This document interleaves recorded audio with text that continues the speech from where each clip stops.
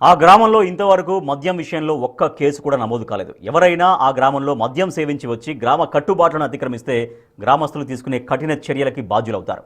సుమారు 25 ఏళ్ల నుంచి ఈ గ్రామంలో పూర్తి మద్యపాన నిషేధం నడుస్తోంది. ప్రభుత్వాలు ఎన్ని మారినా ఆ ఒక్క గ్రామంలోకి ఒక్క మద్యం సీసా కూడా ఇంతవరకు అడుగు పెట్టలేకపోయింది. ఇంతకీ ఆ గ్రామం ఎక్కడుంది? పూర్తి మద్యపాన నిషేధం అమలు చేస్తున్న గ్రామంపై బిగ్ టీవీ స్పెషల్ స్టోరీ. చూస్తున్నారుగా ఈ గ్రామం ఎలా ఉందో. పూర్తిగా పాడి పంటలు, వ్యవసాయంపై ఆధారపడ్డ గ్రామం ఇది. ఏలూరు జిల్లా జంగారెడ్డిగూడెం మండలంలోని అమ్మపాలెం అనే గ్రామం ఇది. మొదట్లో ఈ ఊర్లో మద్యం ఏరులై పారేది. ప్రతి ఇంట్లో గొడవలు జరిగేవట. గ్రామస్తుల్లో కొందరు మద్యం సేవించి పనులకు వెళ్లకుండా మత్తుకు బానిసలై కుటుంబాలు చిన్నా భిన్నమైనటువంటి స్థితిగతులు ఒకప్పుడు ఉండేవి ఈ అమ్మపాలెం అనేటువంటి ఊర్లో.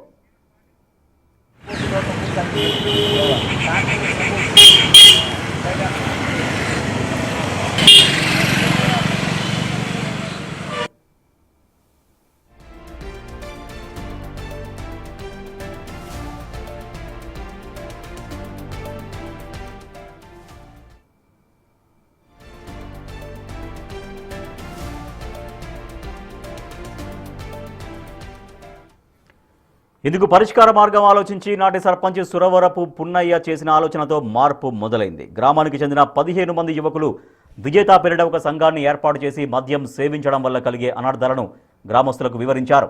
మద్యం సేవించి గ్రామంలోకి వస్తే 1000 రూపాయల జరిమానా, మద్యం బాటిల్తో పట్టుబడితే 5000 రూపాయల ఫైన్ విధించేవారు.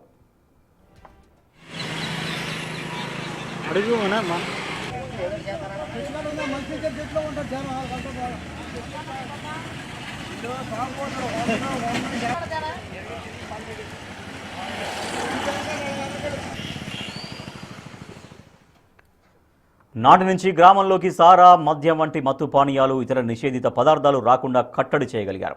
దీంతో గ్రామంలో క్రమక్రమంగా మద్యం విక్రయాలు, బెల్ట్ షాపులను పూర్తిగా తొలగించారు. ఎప్పుడైతే మద్యపాన నిషేధం గ్రామ స్థాయిలో విధించడంతో గొడవలు, ఘర్షణలు తగ్గాయంటారు ఈ ఊరి వాళ్ళు. గత 25 ఏళ్లలో కనీసం ఒక్క మద్యం కానీ, సారా కానీ కేసు నమోదు కాలేదని ఈ గ్రామస్తులు చెబుతున్నారు. మద్య బహిష్కరణలో ఈ గ్రామం ఆదర్శ గ్రామంగా 2 సార్లు ఎంపికయింది అంటే పరిస్థితి ఏంటో ఊహించుకోవచ్చు. పూర్తిగా మద్యాన్ని బహిష్కరించడంతో అమ్మపాలెం గ్రామం ఎంతో ప్రశాంతంగా ఉందని అంటున్నారు ఆ గ్రామంలో పనిచేస్తున్న ఉపాధ్యాయుడు. ప్రతి గ్రామం ఇలాగే స్వయంగా తమకు తాము మద్యాన్ని బహిష్కరిస్తే ప్రతి గ్రామం అభివృద్ధి చెందుతుందని సూచిస్తారు ఇక్కడి వారు. మద్యాన్ని ప్రధాన ఆదాయ వనరుగా చూస్తూ ప్రభుత్వాలు నడిపించే దాన్ని మనం చూసాము. ఆ ఆదాయం మీదే ఎన్నో సంక్షేమ కార్యక్రమాలు చేయడం కూడా చూసాం. అటువంటిది అసలు మద్యం మా గ్రామంలో అమ్మవద్దు, మద్యం సీసాలు కానీ మద్యం సంబంధించినటువంటి ఏవి కూడా మా గ్రామంలోకి రానివ్వంటూ ఒక ఆదర్శ గ్రామంగా నిలుస్తున్నారు ఏలూరు జిల్లా జంగారెడ్డిగూడెం మండలానికి సంబంధించిన అమ్మపాలెం గ్రామస్తులు. ప్రస్తుతం మనం అమ్మపాలెం గ్రామంలో ఉన్నాం. ఇక్కడ ఈ గ్రామంలో ఎవరు కూడా మద్యం కొనరు, లేకపోతే ఆ మద్యం షాపుకి సంబంధించి ఏదైతే బెల్ట్ షాపులు రన్ చేస్తున్నారో అటువంటి బెల్ట్ షాపులు ఎక్కడా కనపడవు. ఫంక్షన్లు జరిగినా, ఏదన్నా కార్యక్రమాలు జరిగినా కూడా మద్యం సీసా అనేది ఈ గ్రామంలోకి అసలు రానివ్వని చెప్తున్నారు. అసలు ఎందుకు ఈ డెసిషన్ తీసుకున్నారు అనేది మాట్లాడించే ప్రయత్నం చేద్దాం. గ్రామస్తులు ఉన్నారు, వారు మాట్లాడించే ప్రయత్నం చేద్దాం. సరే, ఏంటి మద్యం సీసాలు అసలు ఇక్కడికి ఈ గ్రామంలోకి రానివ్వరు, కొనరు, అమ్మరు అంటున్నారు. ఎంతవరకు వాస్తవం? ఎప్పుడు తీసుకున్నారు ఈ నిర్ణయం? అంటే కరెక్ట్గా 20 సంవత్సరాల క్రితం అండి. ఊరి గ్రామ పెద్ద గారి పున్నయ్య గారి ఆధ్వర్యంలో ఒక 15 మంది కమిటీ కింద నిర్ణయించడం జరిగిందండి. అక్కడి నుంచి మా ఊళ్ళో బెల్ట్ షాప్ కానీ, కనీసం గుడుంబా కానీ అలాంటి ఏం అమ్మకాలు ఉండవండి. ఊళ్ళో కూడా పెద్ద తాగుతం కూడా బాగా తక్కువ అండి. యూత్ బాగా అలవాటు పడలేదండి. పెద్దోళ్ళు ఇంకా ఒక కొంచెం అలవాటు అయిన వాళ్ళు బయటకు వెళ్ళి ఇంకా దేవుల పెళ్ళి అక్కడ వెళ్ళి రావాల్సింది, కానీ ఊళ్ళో తాగుతాం అటువంటి మద్యం కూడా అమ్మలేమండి ఊళ్ళో. సరే, ఏంటి అసలు మరి మద్యం అమ్మనివ్వమంటున్నారు? ఫంక్షన్లు జరుగుతాయి జనరల్గా, ఏదో పెళ్ళో లేకపోతే ఏదో కార్యక్రమం జరుగుతుంది, అందరూ మరి ఏంటి గ్లాసులు కడుక్కునే టైం అయింది ఇలా చెప్పుకుంటారు కదా. మరి వాళ్ళందరి పరిస్థితి ఏంటి? ఎలా కోఆపరేట్ చేస్తున్నారు వాళ్ళు? అంటే 26 సంవత్సరాల క్రితం మా గ్రామంలో కూడా మద్యం ఉన్నప్పుడు చాలా ఇబ్బందులు పడేవాళ్ళు. ఈ మద్యం దాగి ఇంటికి వచ్చిన తర్వాత ఈ ఆడవాళ్ళని ఇబ్బంది పెట్టడం, ఇవన్నీ కొన్ని సమస్యలు మా దగ్గరికి వచ్చినాయి. అప్పుడు మనం ఈ గ్రామంలో మనం మద్యం అనేది లేకుండా చేయాలని చెప్పి మా గ్రామ పెద్ద సహకారంతో ఈ నిర్ణయం తీసుకున్నాం. ఇది తీసుకోవడంతో మరి అందరికీ కూడా ఈ విధానం నచ్చింది అనమాట, ఊళ్ళో ఉన్న వాళ్ళందరికీ కూడా. ఎందుకంటే మద్యం అనేది లేదు, మీరు అన్నట్టుగా కష్టపడి ఇంటికి తెచ్చుకున్న డబ్బులు ఇంటికే వస్తాయి తప్ప వాళ్ళకి ఆ ఖర్చు అనేది ఉండదు. నిజంగా ఎవరు ఒకళ్ళు ఇద్దరు ఉన్నా కానీ బయటికి వెళ్ళి తాగి వస్తుంటారు. దాని గురించి గ్రామంలో ఉన్న ఈ కొట్లాటలు అటువంటివి అనేది కూడా పూర్తిగా నిషేధమైంది. తర్వాత గ్రామం అనేది ఒక ఐక్యతగా ఉండడానికి ఒక అవకాశం వచ్చింది. దాన్ని బేసిక్గా చేసుకొని మేము ఇంచుమించుగా మా గ్రామంలో ఎటువంటి గొడవలు లేకుండా ఎటువంటి ఇబ్బందులు లేకుండా ముందుకు నడుపుకున్నాం అన్నమాట. అలాగే ఒక 10-15 సంవత్సరాల నుంచి కూడా 2-3 పీళ్ళ నుంచి కూడా మా గ్రామంలో ఉన్న పంచాయతీని కూడా వినామాస కూడా చేసుకోగలుగుతున్నాం ఆ బేసిక్ మీద. అలా అందరం కలిసి ఉండి అన్ని రకాల ఉపయోగాలు ఉన్నాయి కాబట్టి గ్రామస్తులందరికీ అర్థమైంది, గ్రామ పెద్దలకు అర్థమైంది, గ్రామ ప్రజలకు కూడా అర్థమైంది. కాబట్టి ఈ మద్య నిషేధాన్ని 26 సంవత్సరాల నుంచి ఒక కంకణంలా కట్టుకుని మన గ్రామంలోకి రావడం కుదరదని అందరూ నిర్ణయం తీసుకున్నారు సార్. అంటే ఏంటండి మద్యం అంటే ఓన్లీ ఈ ప్రభుత్వ లెక్కరే కాకుండా జనరల్గా అక్రమంగా కాసి సారా ఉంటుంది, లేకపోతే ఇవన్నీ కూడా మరి వాటి పరిస్థితి ఏంటి? అవి ఏమన్నా వస్తుంటాయా? లేకపోతే కళ్ళు కూడా ఒక రకంగా ఇది ఉంటుంది, వాటికి సంబంధించి ఎటువంటి నిర్ణయాలు తీసుకున్నారు? ఇప్పుడు సారా అనేది కూడా మొదట్లో బెల్ట్ షాపులు ఆపాం. సారా అనేది బెల్ట్ షాప్ ఆడడం అదే విధానం తీసుకున్న వాళ్ళు కొంతమంది అమ్మడం ప్రయత్నం చేశారు. వారిని పట్టుకుని ఈ రామాలయం దగ్గరే లీటర్గా 1000 రూపాయల కాడకి ఆ రోజుల్లో వాళ్ళ జుర్మానం విధించడం జరిగింది. అలా ఎప్పుడైతే 2-3 సార్లు వాళ్ళని పట్టుకుని జుర్మానం వేయడం జరిగిందో ఇక తర్వాత వాళ్ళు కూడా ఇంకా భయపడి గ్రామంలో సారా తీసుకురావడం కూడా లేదండి. ఇంకా అంటే ఈ బాధ్యత అంతా ఎవరు తీసుకుంటారండి? ఈ జరిమానాలు వేయటం కానీ, లేకపోతే ఎవరన్నా బాటిల్స్ చొక్కాలో బొడ్లో దోపుకొచ్చేస్తున్నారా, లేకపోతే ఇంట్లోకి రహస్యంగా వెళ్ళి తాగేవాళ్ళు కూడా ఉంటారు. మరి అలాంటివి ఏమన్నా జరిగినాయో, పట్టుకున్నారు అలాంటివి? ఈ గ్రామం ఏంటంటే ఒక 150 ఇళ్ళు సార్. ఇది అంటే ఒక చిన్న ఊరు, ఒక మంచి ఊరు. మ్యాక్సిమం ఊళ్ళో ఏం జరుగుతుంది అనేది అందరికీ మ్యాక్సిమం తెలిసిపోతుంది సార్. ఆ ఇన్ఫర్మేషన్ అనేది వచ్చేస్తుంది. ఇంకోటి ఏంటంటే మాకు పున్నయ్య గారు అనే గ్రామ పెద్దలు బాగా ఇంకా ఊళ్ళో ఆయన మాట అంటే శాసనం అనమాట. ఇంకా ఆయన ఏదన్నా ఒక మాట అన్నారంటే గ్రామ ప్రజలందరూ కూడా దానికి కట్టుబడి ఉండాల్సిందే. ఒక మాట చెప్పాలంటే మెయిన్ పాత్ర ఆయనే వహించారు. ఆయన మాటకు కట్టుబడి ఉంది, ఈ ఊరికి ఒక కట్టుబాటు అంటూ వచ్చిందన్నమాట. అందుకే ఆ క్రమశిక్షణ, ఆ కట్టుబాట్లతోటి ఈ మద్య నిషేధం అనేది కొనసాగుతూ ఉందన్నమాట. ఏమంటే ఏంటి ఇప్పుడు బాగా మద్యానికి అలవాటు పడిపోయిన వాళ్ళు ఉంటారు, ఆపుకోలేకపోతుంటారు టైం అయితే. వాళ్ళ పరిస్థితి ఏంటి మరి? వాళ్ళు అంటే రహస్యంగా తాగే ప్రయత్నాలు చేస్తారా, లేకపోతే ఊరు బయటికి వెళ్ళిపోవాలా? అంటే పుతమాన కష్టపడి నేను మందుకి మానేసి ఎలాగున్నాను అంటాడు. అదే ఊళ్ళో షాప్ ఉందంటే ఆడు గంటకి వచ్చి తాగుతాడు. అదే మేమేం చేసామంటే ఊళ్ళో మందు అమ్మతం లేదంటే చచ్చిజడి నడుచుకుంటారు, రాగిపోవడం లక్వారం వెళ్ళి ఒకసారి దాకా వస్తాడు, అక్కడ మెదకుండా పడుకుంటాడు. రెండోసారి వెళ్ళలేడు, అంత దూరం వెళ్ళలేడు. అలాగే అదైనా ఎవరన్నా 2-3 ఉంటారు తప్ప చాలామంది ఎప్పుడైతే ఈ పని చేశారో ఆడవాళ్ళు కూడా ఇలా కొద్దిగా సహకరించారు.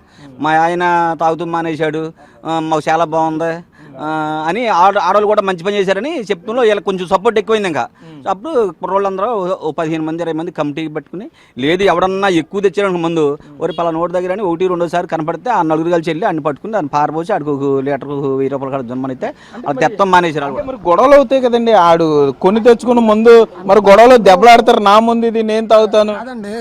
ఒక 70-80 మంది ఒకటయ్యి 10 మంది ఒకటైతే 70-80 మంది మెరుగవుతారా?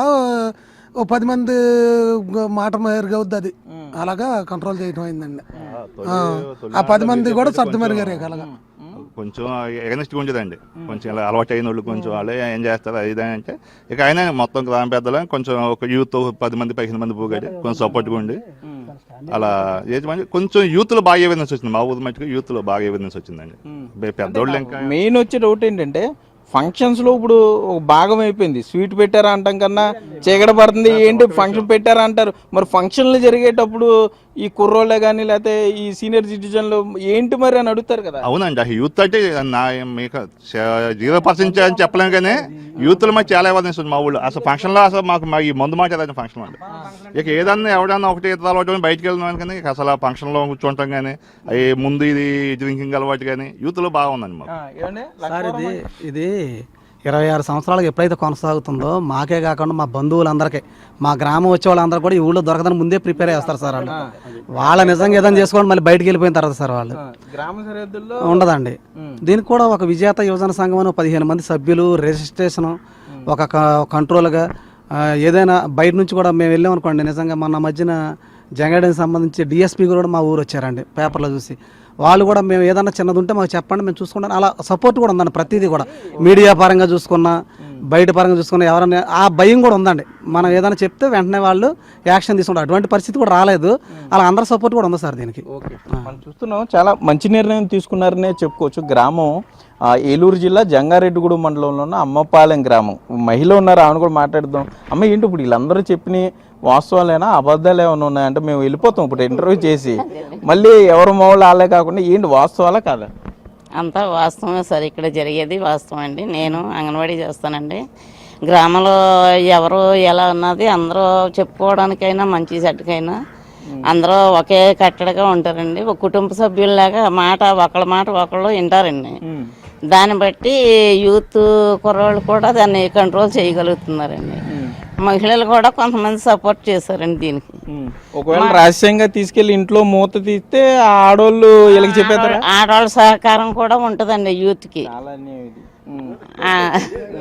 ఆడవాళ్ళు కూడా, బాబు మీ అన్నయ్య లేకపోతే మీ చిన్నాన్న మరి వాళ్ళు ఇంత అల్లరి చేస్తున్నారు, నేను ఇదివరకు ఈ మధ్యలో అయితే మాకు లేదు, ఈ రోజు ఇలా చేశాడని ఆ విషయాన్ని కూడా తెలియజేయడానికి మహిళలు కూడా సహాయపడుతున్నారండి. మొత్తం నిజాలు చెప్పేస్తారు. అవునండి, ఒకరికి ఒకరు అబద్ధం ఆడే పని లేదు సార్. మొత్తం అంతా ఒక కుటుంబ సభ్యుల్లాగా ఉంటారండి. ఎవరికి లేడీస్కి ఎవరికి ఏ కష్టం వచ్చినా ఇలా జరుగుతుందనే దాని గురించి బయటికి వ్యక్తం చేస్తారండి.